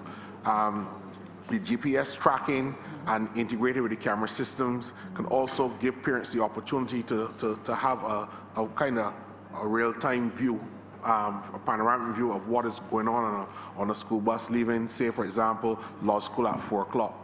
And if my son says he's at law school, I can check and see that this bus is at Charles Road Bridge. And perhaps any of the businesses in Charles Road Bridge, when you tap onto it at that point in time, can stream their ads. So there's a lot of opportunities for us to integrate the technology to the benefit of the organization going forward. My follow-up, ma'am, if I may, because I'm heartened by the responses that I am getting I want to underscore again that I feel that the infusion of technology into the business of the ministry is very important from the perspective of empowering commuters in Barbados. And obviously, if you empower my constituents, you please me. I feel, ministers, that the question of the taxi services in Barbados is also an area that I should address to you from the perspective also as Minister of Tourism, because my ministry relies on yours for a collaboration on improving and empowering Barbadians and visitors as well.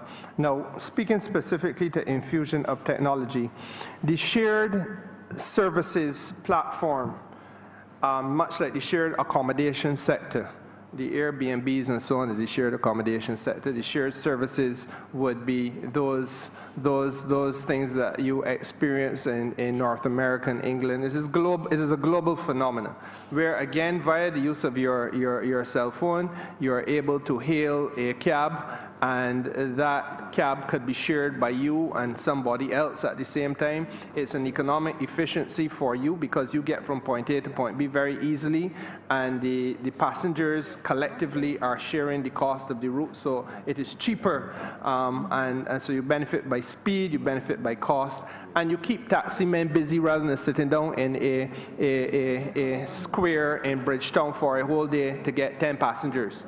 The question that I'm asking is, to what extent, I'm offering you the opportunity, Minister, to share with the country to what extent your ministry is on board with that type of approach and where you see us going in that regard. Yes, thank you, Minister. First, let me say that, and I'll be frank, there are applications called Uber and Lyft and so on, which are used internationally. We would prefer to look at a local provider. That's the first thing. And there was a company called Beat Cab that was providing a service, and there are other providers, and we're looking at encouraging and exposing local providers so that people coming to this country will be exposed that we do have a service. It might not be the service that they're accustomed to, but we have a local service. Further, when we do, I think when is the best answer, when we do institute that it will not be every person, unlike Uber and Lyft. It will be restricted to taxi operators who have a valid taxi permit. Because I don't think that we want to go the way at this time that any and everybody who has a car and who downloads an app will be taking our children and so on to and from places. I think that we want to limit it to people who are already permit holders, and those will be people that will be able to access the app, and they will be able to benefit from that service. I think I want to go further as well and say that we also want taxis to carry a metered system, because obviously that kind of service requires a metering rather than just point A to point B. And the metering is something that we're actively looking at. It will be going to Cabinet very, very shortly. There actually is already in the legislation a rate for metering. That will have to be assessed, and that is something that we're looking at. We're also looking that all taxis will have to be appropriately marked with taxi on the side of it, as well as having an appropriate taxi sign on top of the vehicle as well. And we want to get rid of what I call fake taxis. And this is a problem that we have in this country, and it was made, highlighted that there are people who apply for a taxi permit, not because they want to transport people from A to B, but they want the opportunity to get the duty-free car 5 years down the road. And we're going to bring that to an end. And I'm tired and fed up with fake taxis in Barbados. And that is going to be coming to an end very, very shortly. So we are aware of what is happening, and we want to support and use technology to provide a better taxi service. And I want to go further, and I think the right person is asking the question, because we want to institute a rate, because it also cannot be that somebody takes a taxi from the airport to the port and is charged X dollars, and then takes another taxi from the seaport to the airport and is charged 3X dollars. that must be standardized, because clearly the person is going to feel that they have been in some way disadvantaged by one of the taxi operators. So we want to standardize it so that people understand that they're getting a proper fee, paying a proper amount for a proper service. And that is the way I think that we must go forward in the taxi service. I don't know if the chairman of the Transport Authority wants to add anything on that as well. Yes, thank you, Minister. I would just like to elaborate on some of the technological ideas that we are looking at within the private public sector service.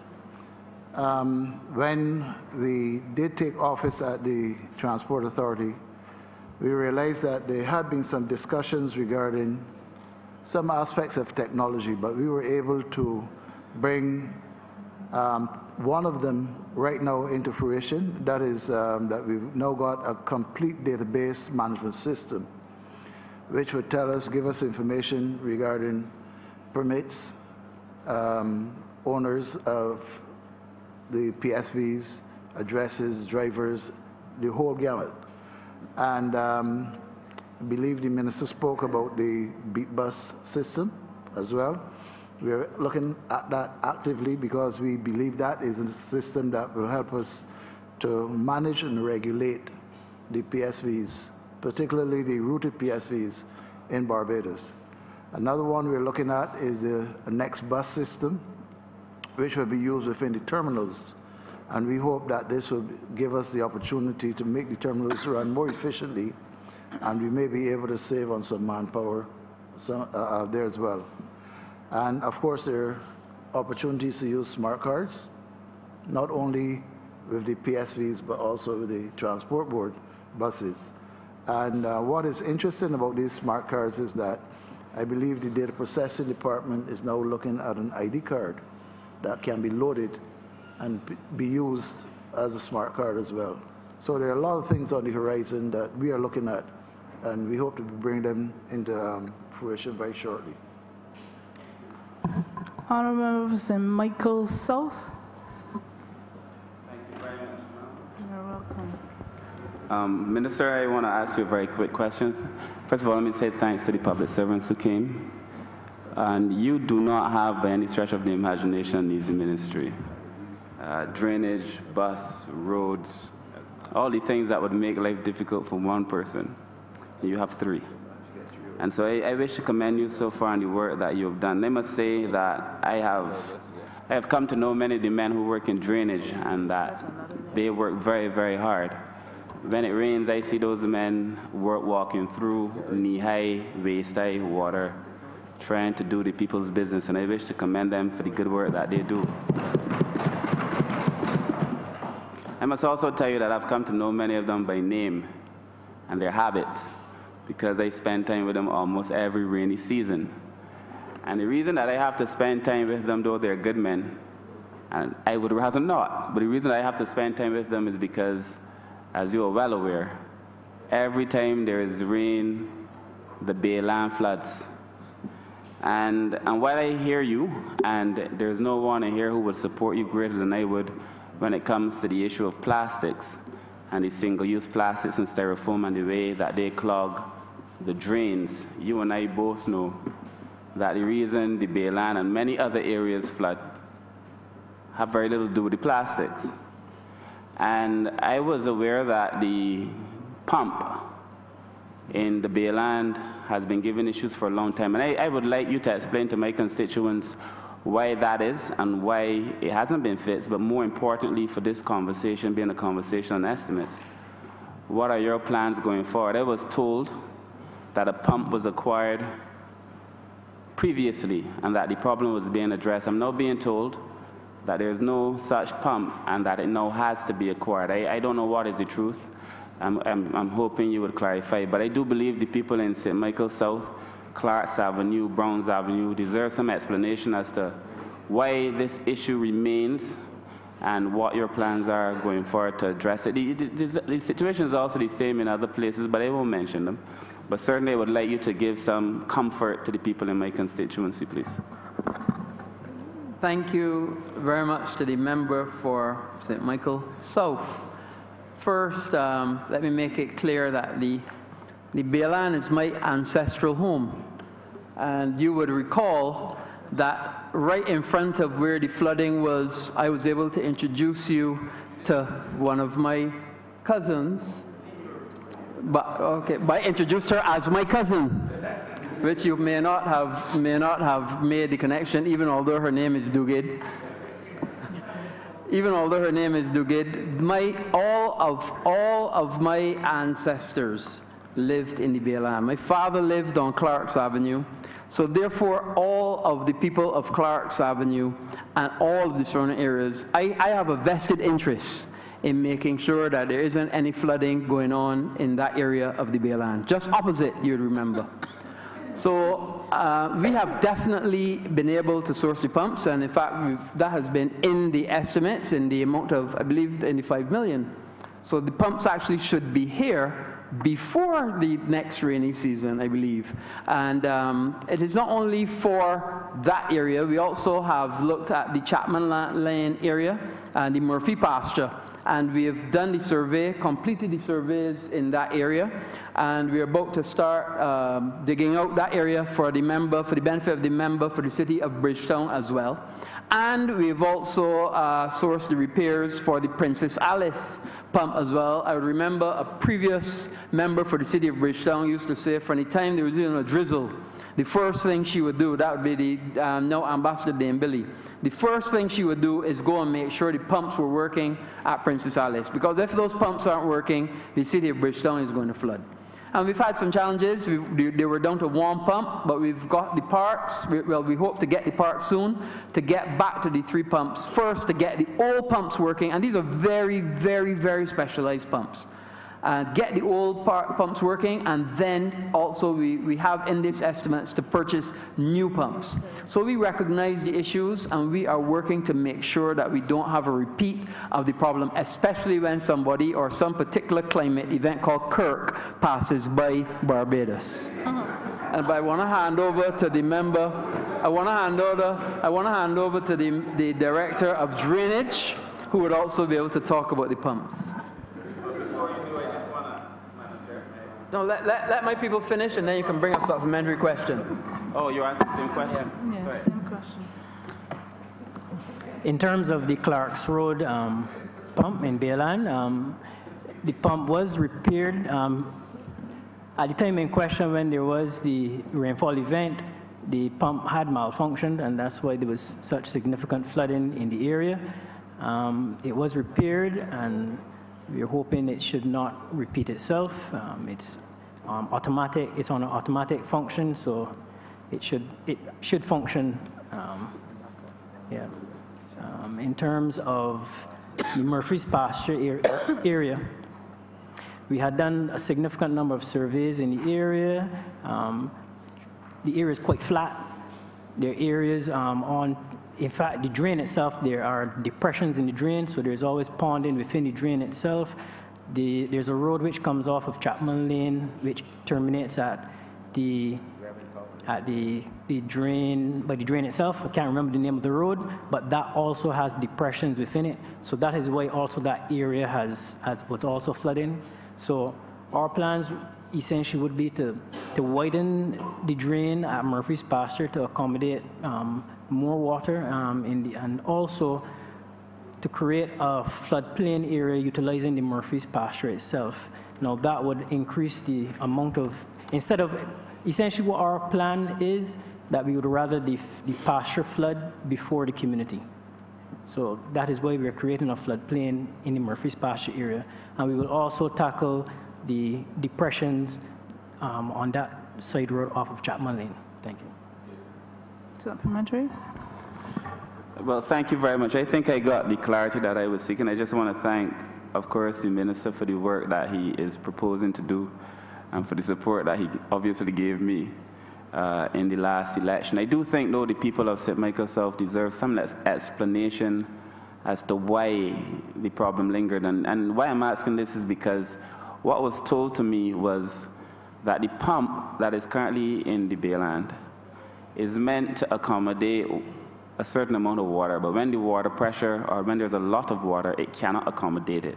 Now, it makes no sense to have a pump meant to accommodate water that only cuts in when there's a significant amount of water, but cannot handle a significant amount of water.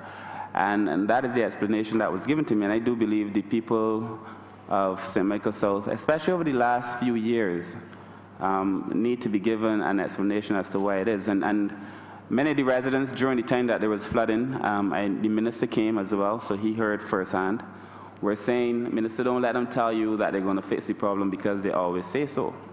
And then the problem remains. So I would just like some explanation given as to why this thing has so lingered. And not only that, why there has been so little consultation with the people who were most affected by it.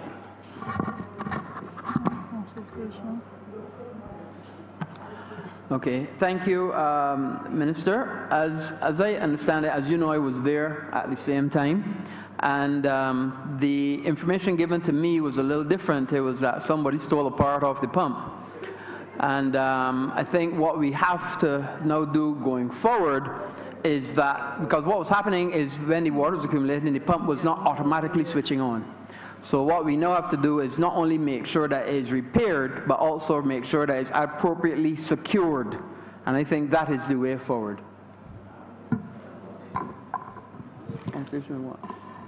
Good. Honourable Member for St. Michael Northwest. Get him out of the way.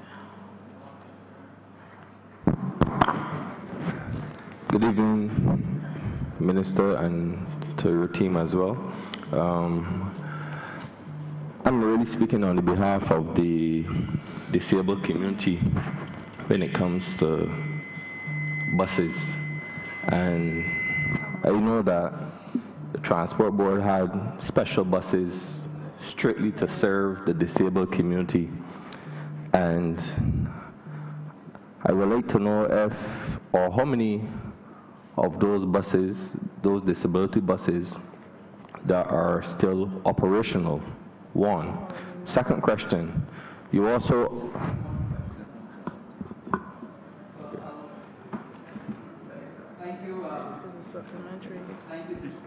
Thank you to the member for Michael Northwest, and I'm going to hand over to the chairman of the Transport Board to answer that question specifically about the buses specific for the disabled community. Thank you, Minister. In answer to the question from the honourable member, we have in use 2 specialized buses for the disabled community. Unfortunately, unlike some of the other older buses in our fleet, these suffer breakdowns from time to time, and we've had to utilize some of the smaller units in order to do the call-a-ride system that we have in relation to integrating the disabled into what we do. Going forward, all of the specifications for the brand new buses will carry bays for the disabled communities so they can be able to get onto the buses. But these also have to have special configurations because not all of there's not a uniform height in all of our roads from curb so that we can mount without having to go over a bump. But these things are being looked at. Supplementary. Okay, thank you. Well, he mentioned that the new buses, the electric buses, will be retrofitted to accommodate the disabled community as well. Okay, thanks. Honourable Member for St. Michael West Central. Chairman, let me first of all thank the Minister and his team of officials. I must say that I think it was 2 Fridays ago we walked the constituency, and I must say thank you for taking time of your busy schedule again to join us. I'm not going to rehash that because we are desirous of getting some works done, and there's a commitment to get those done. I would also want to compliment your drainage unit, Minister, because they've done a lot of work across Barbados, and particularly St. Michael West Central. We had a problem, for example, at Belfield, where the flooding caused certain damage to homes, and the unit responded well as they continue to do up until this point. Minister, the issue of Transport Board is one that I think deserves some national attention. The last government, the Democratic Labour Party government, we've accumulated approximately, by my last count, I think it was in excess of $500 million in deficits over the last 10 years.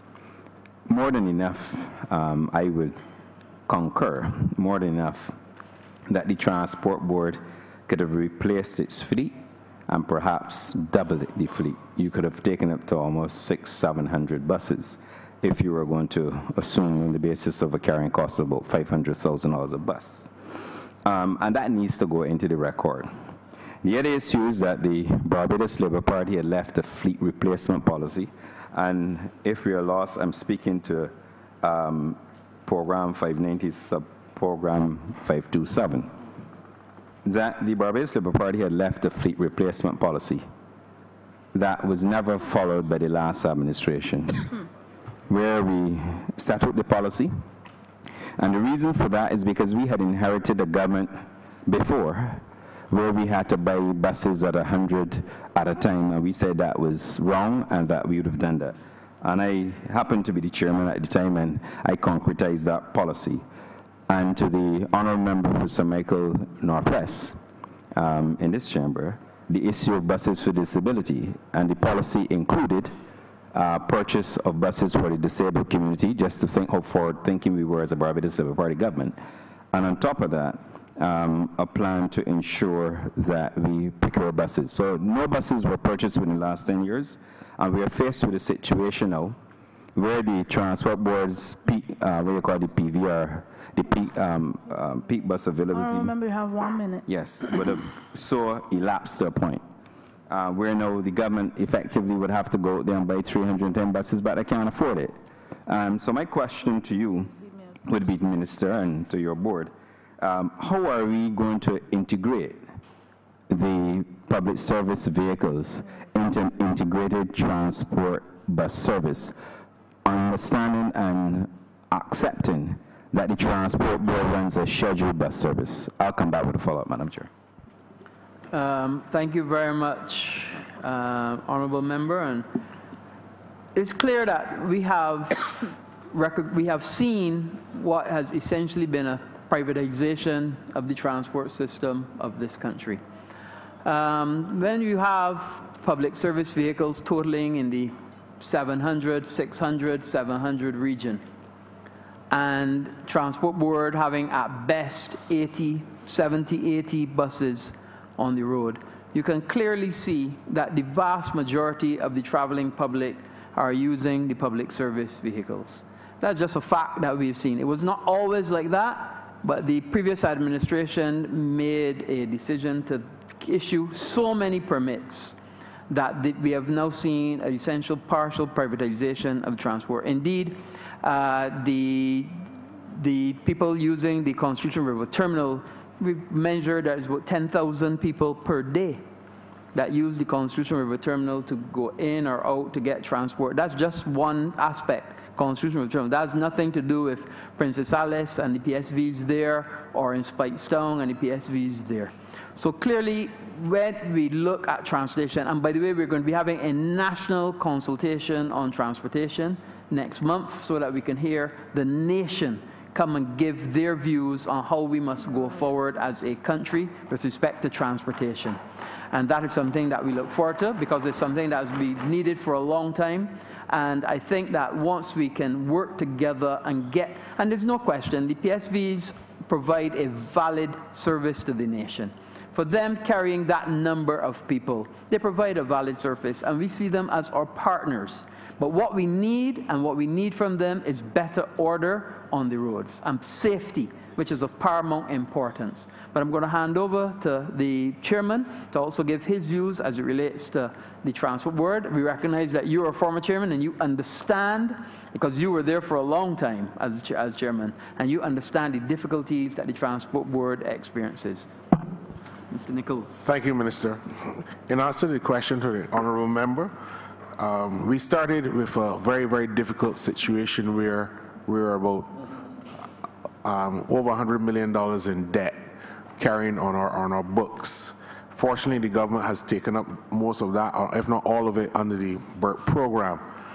Now, when the last administration allowed a number of the lucrative routes, particularly the bypass routes and some of the long-haul routes going to Silver Sands and Bayfield and so forth, to be taken up by the PSVs. That had an immediate impact on the revenue projections for Transport Board. And we've been asked to carry the load because although there are about 498 ZRs and about 225 minibuses on the roads, and about 70, 80 on average Transport Board buses, in the after peak hours, the only real game in town is the Barbados Transport Board. Right now, you would hardly find a minibus or a ZR going to all of the routes in the river terminal. So that load disproportionately falls on Transport Board, particularly in the off-peak hours. And at midnight tonight, all of the services going all over Barbados have to be serviced by Transport Board disproportionately to the rest of that number.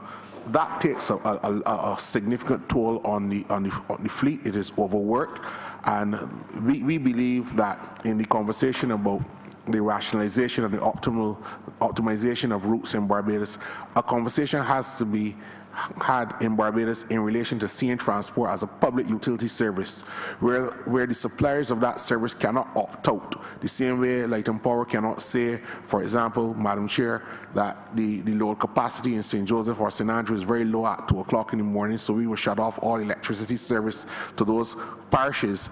At that time, it is the same way we feel that the transport sector has to look to making a regulatory framework that prevents the public sector vehicles from coming off the route in off-peak periods, say after 9 o'clock and 1 o'clock, and then after 7 o'clock in the evening. So these are parts of the conversations that have to be had. Again, we do believe that there has to be some guarantee that routes developed by the Transport Board, there's a proprietary interest in some of the routes. We started a new cross-country route from Christchurch ending up in King Garden because there are the 2 high courts for the criminal courts are in King Garden. And on the first morning, we tried that route about a month ago. There was 130 passengers in return going from Christchurch, Oistins into King Garden on return. And when we start and develop these routes, particularly in the cross-country areas, we would like our organization, the Transport Authority, not to then saturate the routes with the PSVs, because the subsidy that we get from government is as a result of the government's commitment to ensuring that there's equity and that people who are in areas in Barbados where there is not a dense network or the ability to buy cars and so forth can get around, and the taxpayers bear that subsidy. The Transport Board has to provide that service, but at the same time, the opportunities for it to maximize its revenue on routes that it develops has to be protected going forward. So that is part of the conversation, Madam Chair, that we want to participate in. Already. Go ahead. Subsidiary questions. Now, the issue of the bus technology, and again, this is something that a Barbados Labour Party government left at the Transport Board when we demitted office in 2008. Next Bus, Smart Bus, you name it.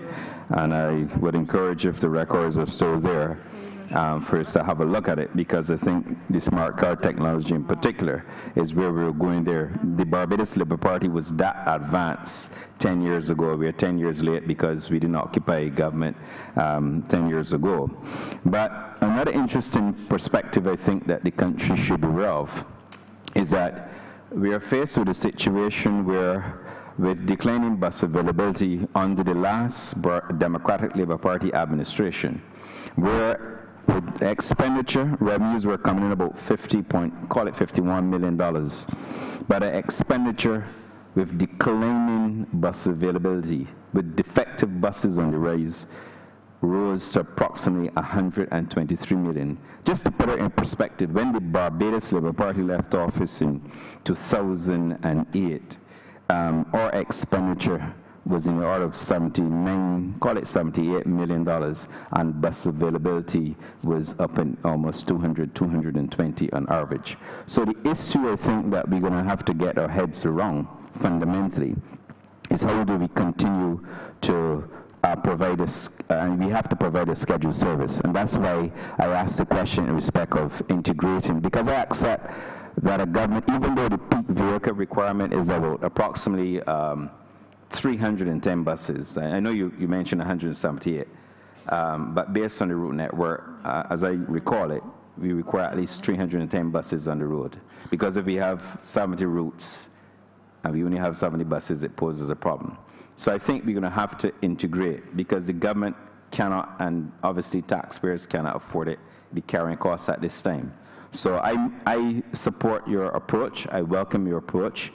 I think we're going in the right direction. But the issue for us is wherever possible to see if we can get buses on the road or move to that integrated approach as quickly as possible, because the country clearly expects us to increase and improve the bus, general passenger service in the country. I also, I would suggest to the minister and his team to have a look at the Transport Board under the last administration had a document known as a corporate statement of corporate intent. It's dated January 2016. And I would suggest that that report be read by your team, sir, because when we come to a point where we have another discussion, it would help us to understand what went on in public transport, certainly the last 10 years. And with that point, Madam Chair, I will say to the team that you have a job ahead of you. You're doing a good job with the hand that we've been dealt with, but at the same time, I think the issue of an integrated approach must be considered as a matter of urgency, and I presume you are entertaining this matter as a matter of urgency. Minister? Not minister. No. I'm sorry, yes, member. As I said, maybe I'm looking into the future. What we're looking at, as I said, is the transport augmentation program, and that is a start. We're going to have to come back to Parliament at some point to change the law to actually allow public service vehicles to go into the terminal, and that's been a bugbear that we're working through. But certainly we're looking to get more PSVs using the terminal, helping us to augment the service, because we have to do that. The country just cannot have the 200 or 250 buses that we used to have. We recognize that that was something of a previous Barbados Party administration, and we applaud that. But in the current situation, we just cannot take on that type of debt at this time. And it is all about enfranchising other entrepreneurs and giving them an opportunity to get involved in the industry as well. And we look forward to doing that. Thank you. Honourable member for the city. Madam Chair, I beg to move that you do now report progress to His Honour the Speaker and ask for leave to sit again. The question is that I do now report to the Speaker progress in this head, and I ask for leave to sit again. I will ask for leave to sit again. All honourable members in favour, please say aye. All honourable members against, please say nay. Methinks the ayes have it. Now we wait.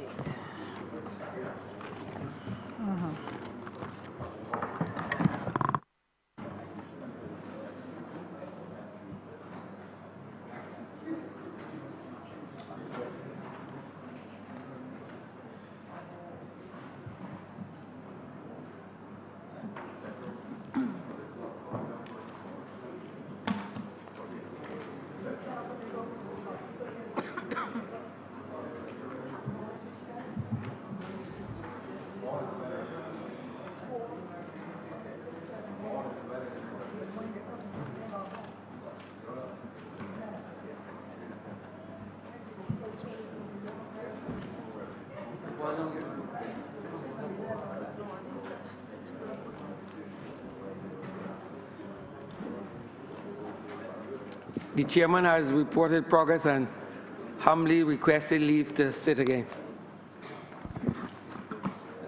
Honourable member, sit here, Bridgetown.